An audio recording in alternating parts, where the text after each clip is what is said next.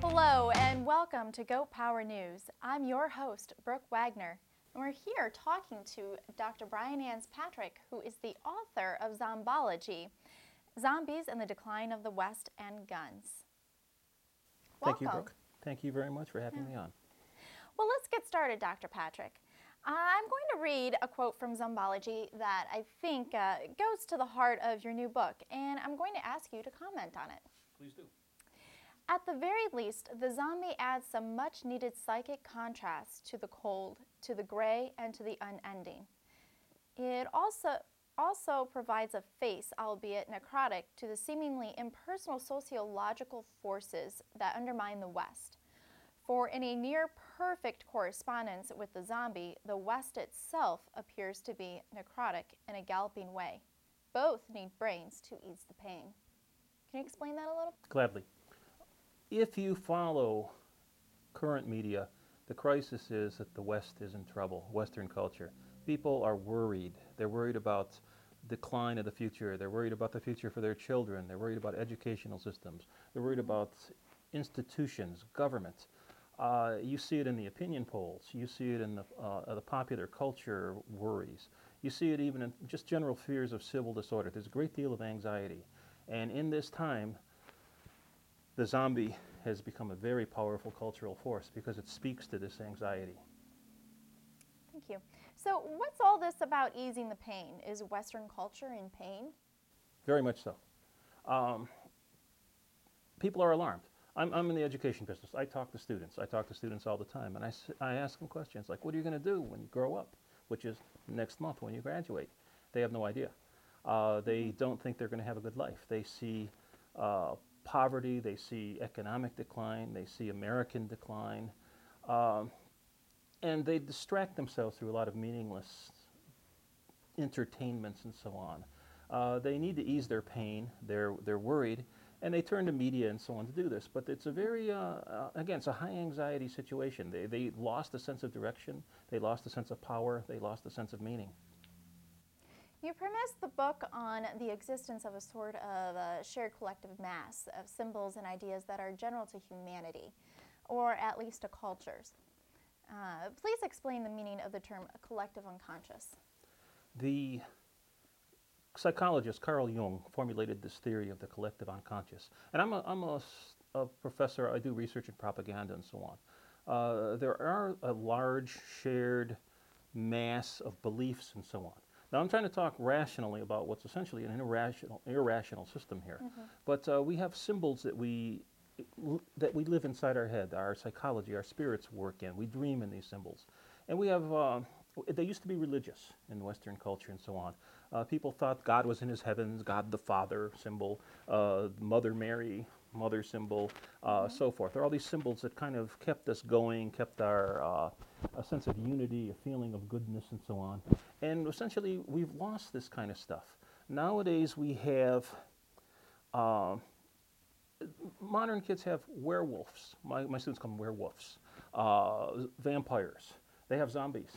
And these are, again, big, high anxiety symbols. These are not symbols of a shared, happy, we're all going down the road of progress here.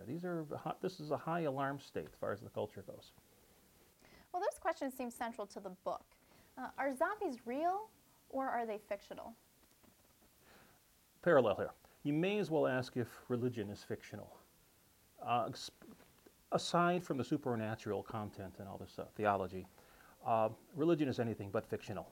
You look at the West, the last 2,000 years, religion has been the driving force.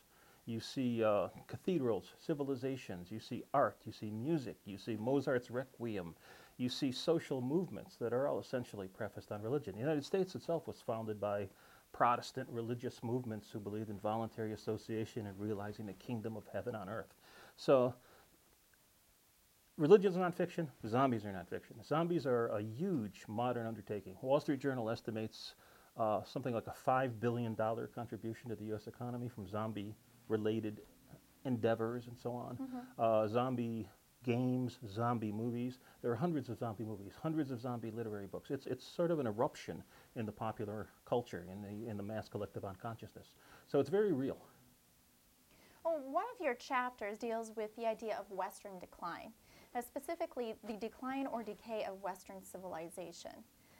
You say the idea of decline is intrinsic to Western culture, and you also quote a 19th century writer, the Count Gobineau, who said, "Mankind did not descend from apes, but we are certainly headed in that direction." Please explain. The West. I think I messed up the name, didn't I? Oh, maybe not. I pronounce it Jobineau. Jobineau. But Okay. yeah, but I really don't associate with many 19th century French counts, and I'm not sure quite how you pronounce that name. Well, what But I can makes him so pervious to this? Jobineau was a philosopher of civilizations. He tried to explain why civilizations rose and why they declined. And he rejected a lot of popular ideas about why they declined. And he thought there were just certain cultures that, for some reason or another, were civilizing and others that weren't. And Western culture has been very successful in this regard. Jobineau thought that Western culture was declining in the 19th century, so God knows what he would think of today. But the idea of the West as being a progressive force has been with us from the beginning. The Greeks, the Romans all believed this. This is one of the most cherished American Western myths, that we're all progressing technologically, economically. We're going to be better than our parents. They were better than their parents, and so on. It's really part of our upbringing. It's part of our culture. But at the same time, the West has had this double-edged thing going on for centuries untold. The concept of original sin, this notion that somehow we live in a fallen world, that things are declining, that the Roman Empire declined. The Romans even believed their children were degenerates. In Homer's time, the Greek, he believed that the modern 800 BC, men were weaklings compared to the men before. That it took 12 men today to lift a rock that one man could lift a few hundred years ago. And we tend to do this. I mean, we look back in the past and we worry about decline. And there's a great deal of talk now, worried about students not being able to read. But nevertheless, I think, and a lot of other students and scholars of civilization and education think that we are in a serious decline. You can look at education scores. You can look at all sorts of achievement scores and so on. I had an education graduate ask me the other day, why did the Chinese invade Pearl Harbor, for example? That's a pretty alarming question from a person with a 4-year bachelor's degree. Well, the topic I want to turn to now is guns, more specifically zombies and guns. Here's a quote from your book. "The gun is the survival role.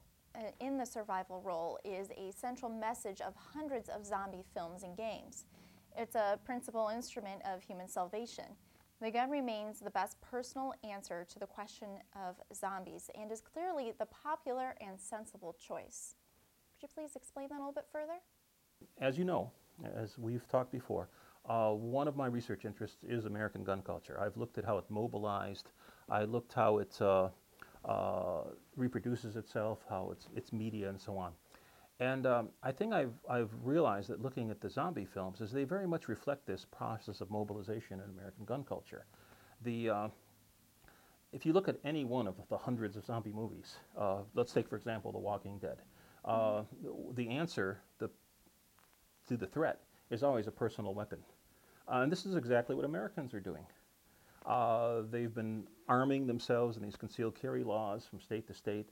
There's all sorts of new people coming into gun culture. I talk to people who come from professional, non-gun culture backgrounds, non-traditional gun culture backgrounds, and they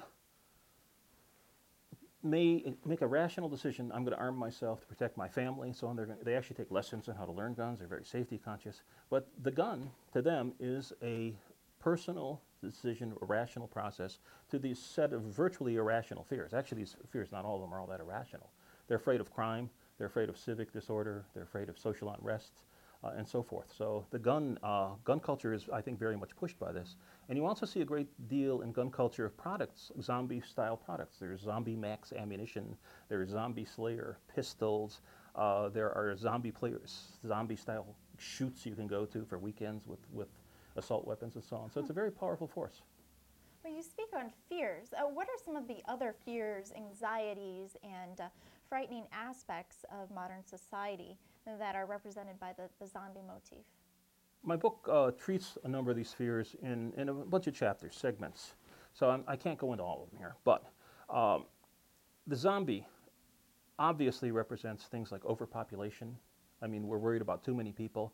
If you remember Malthusian fears, where the idea was eventually people would spread and expand beyond the ability to feed and take care of them. That may be happening in parts of the world. Huge population growth. You have fear of immigration. People are worried that the borders are just going to be overwhelmed. We're not going to be able to do social service support for all these new people coming in. You have fear of crime, disorder. At any given moment, in most of the major cities of the United States, you have this large urban center of decay. And my hometown is Detroit. I know all about decay. And the city is not sustainable in any sense. If you turn the power off for a week, what would happen there? People are afraid of this. And it's not an irrational fear. People are also worried about government gone wild, the collective.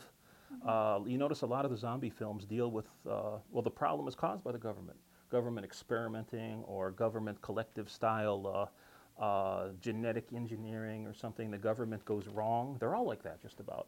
And the end, it winds up with, instead of you're facing the new collective as the zombie who's coming to eat your brain and everything else you own, and it's you and your little gun, and that's where you stand. People are worried. So, why does it seem that so many zombie movies are set in shopping malls and public urban spaces? In a way, you could say we live in a consumer society. A lot of people have no sense of meaning except when they're shopping. I shop, therefore I am. The mall is our new forum, our new public space. And in a sense, the zombie films are parroting this sort of shuffling hordes at the mall. I go to the mall with my wife a few months ago, and she said something to the effect, I hope all the zombies at the mall took their Prozac today, because they shuffle around. And it's sad when you think about it. This is all people have to do is shuffle around and buy things at malls. I mean, their lives seem to lack richness and meaning, and it's a comment on the state of our society. Huh. Interesting. Isn't the zombie just another fad? It has elements of a fad, but it's not the hula hoop. Remember the hula hoop, 1960s, this kind of undulating, often pink ring that children used to play with, some adults, go-go dancers. It came and it went pretty fast. The hula hoop never engendered epic films, treatments like World War Z.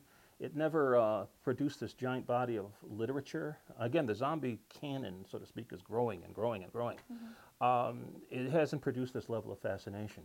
The zombies are, in a sense, they've taken over college campuses. There's a human versus zombie games that are played on something like 650 college campuses.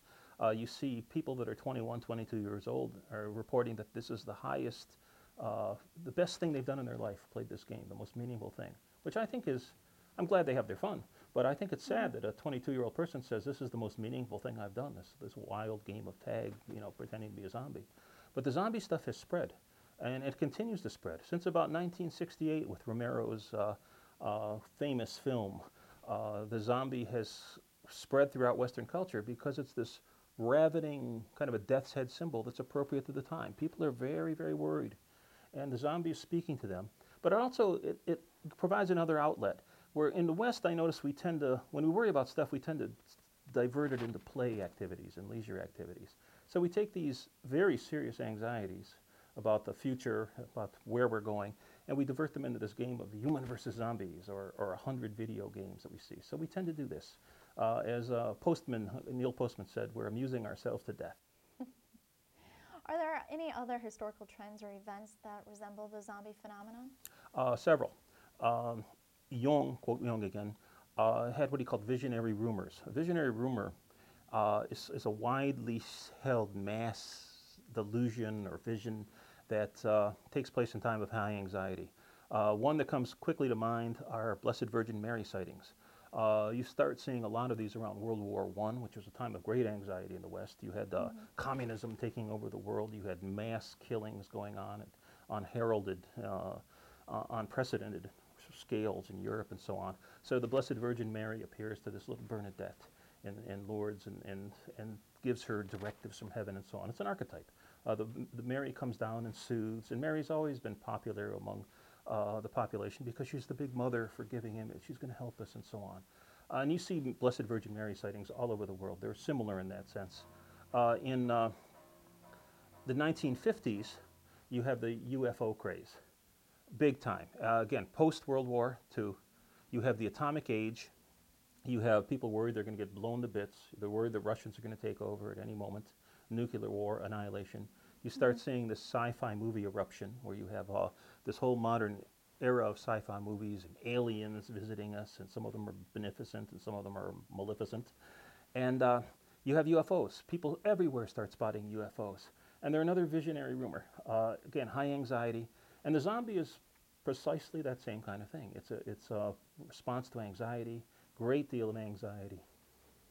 So, Dr. Patrick, how does one avoid becoming a zombie?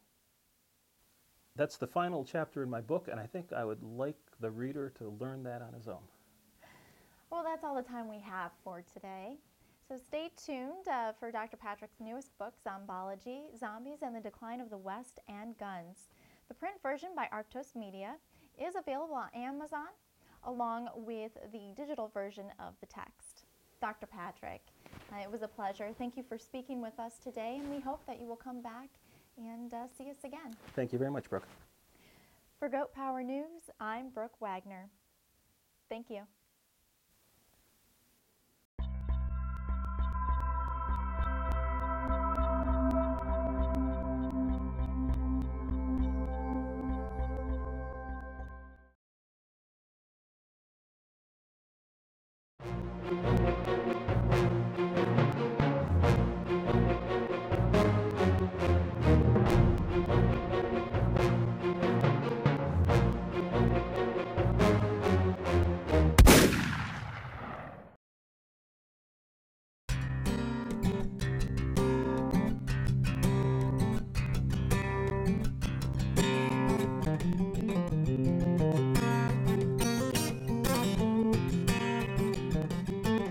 Before the Shufflers took over, I was a college professor.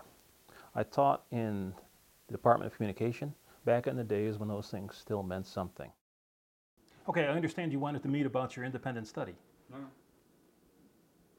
Do you have, okay, an independent study requires that you work independently on a project. Do you have an idea?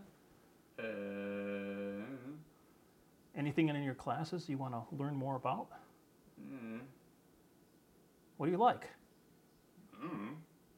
Is there anything you dislike in particular? Well, kid, you got to give me something to work with here.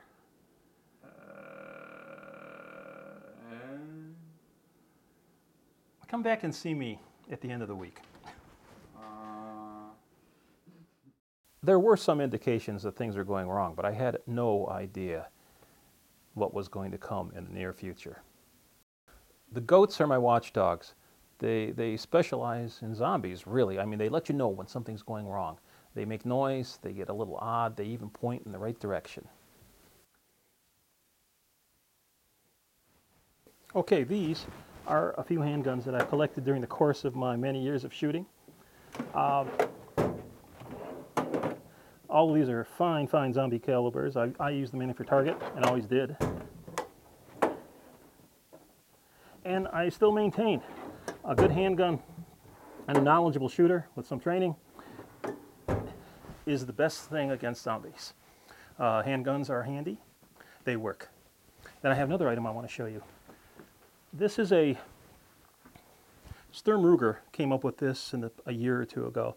This is their Zombie Slayer, as you can see. And this is designed to be a casual, easy to carry gun. You can carry this at the beach, and it's handy for that occasional casual shuffler that you come across. Women like these guns. They're good for small hands. They're very safe. They're light. I think this gun weighs something less than a pound. So very handy. Lastly, and notice how easily it slips into the pocket. You don't even know it's there. This is more or less a bullseye collection of so-called bullseye style guns. And there's a 45, a couple of 45s, and a couple of 22 pistols. All of these are fine for zombies and just about any other recreational or self-defense use you can imagine.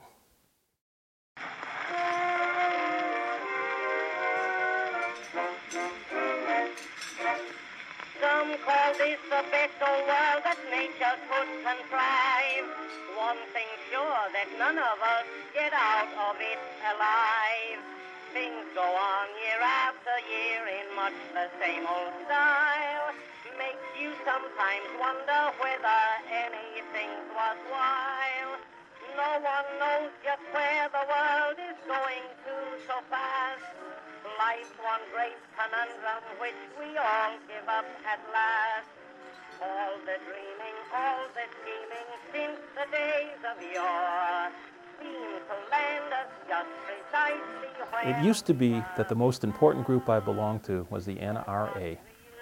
Now, it's the SAS. Growing up to holy men, for what's the use of people growing old and dying if we must be born again? For what's the use of lending anyone a fight, but if next time he borrows 10? For single folks, his dead will always wish that they were wed, and those who are wish they were dead, so what's the use?